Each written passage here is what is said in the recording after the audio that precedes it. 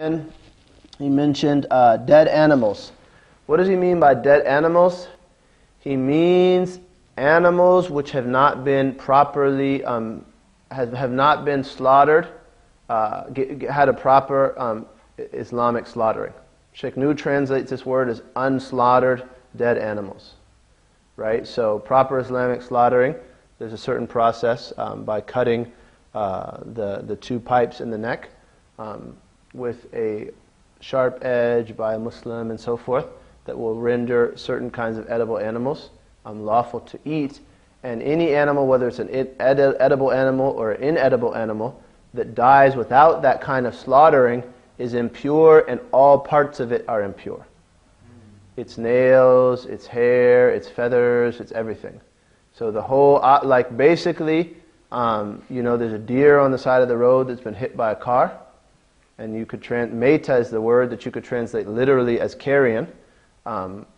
Everything about that is impure, and remains so, except its hide can be purified by tanning, as we'll revisit, or as we'll visit as we continue.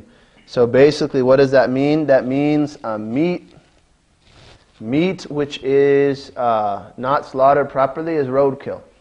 In the eyes of the Sharia, it's roadkill.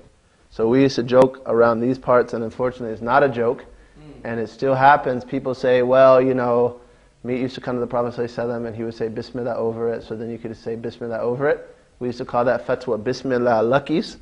You could call it Bismillah roadkill. If you see a deer on the side of the road, you can say Bismillah over it 100 times and it's not going to become halal because it's roadkill. It's carrion, and essentially haram meat, that's its ruling. It's roadkill. Unless you're trying to eat it to preserve life, it's not going to become lawful, and Allah knows best. And people going around and giving fatwas about that, it's really dangerous. Because eating haram, the Prophet ﷺ said, all flesh which is grown from haram, the fire is more deserving of it. And there's numerous narrations of this tradition, and it's sahih. And he also has a tradition in the Sahih of Imam Muslim, someone who travels for a long period of time and raises his hands to the sky saying, O Lord, O Lord. And he said his food, his drink, his clothing, and his nourishment are haram, so how will his prayer be answered? So, when you eat haram, your prayer is not answered for a period of time, and that doesn't just mean unproperly slaughtered things or things with haram ingredients. It means even more so, like the earnings you have, because that entails oppression of someone else potentially. But eating haram is a big deal, so it's not a light matter. Being negligent about the halalness of meat and so forth. And also, sometimes people get these fatwas, and it's as though the people giving them don't understand the context. As if you're not going to find any halal meat, and there's Muslims striving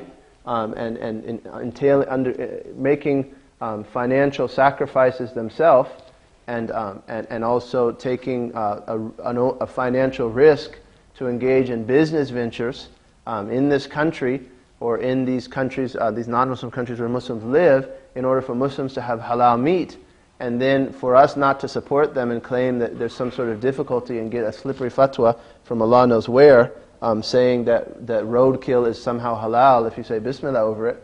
It's pathetic from the point of view of fiqh, and it's also pathetic from the point of view of us trying to establish Islam here, and it's not even that difficult.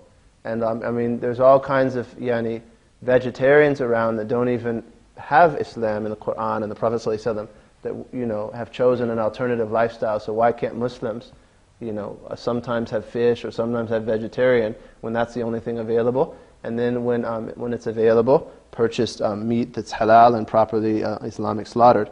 And otherwise, that's najis, and everything about it is najis. If you know it's not properly slaughtered, there's some detail if you don't know, but it still remains haram to eat.